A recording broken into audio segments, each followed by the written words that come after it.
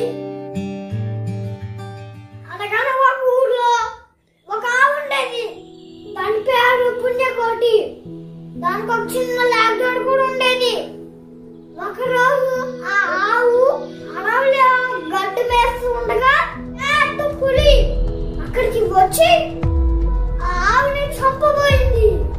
వెంటనే ఆ ఆవు పులి రాజా చనిపోయే ముందు అదొక చిన్న వెనక మొన్ననే నాకు చిన్న లాక్డౌన్ పుట్టింది. ఆకలితో నా కోసం అది ఎదురు చూస్తూ ఉంటుంది. మీరు ఒక్క అవకాశం ఇస్తే ఇంటికి వెళ్ళి ఆ బిడ్డకి కడుపు నిండా పాలిచ్చి వెంటనే మీ దగ్గరికి వచ్చేస్తాను అని ఆవు చెప్పింది. అప్పుడు పులి నీ కోసం ఇక్కడే ఉంటాను పరగలరా అంటుంది.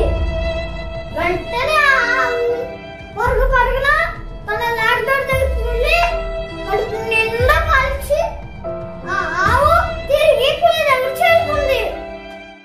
అప్పుడు పులి రాజా రండి నన్ను తిని మీ ఆకలి తీర్చుకుంటానని ఆవు చెప్పింది. అప్పుడు ఆ ఆవు నిజాయితీకి పులి మనసు చెలించిపోయి నీలాంటి నిజాయితీ పనులను నా జీవితంలో ఎప్పుడూ చూడలేదు.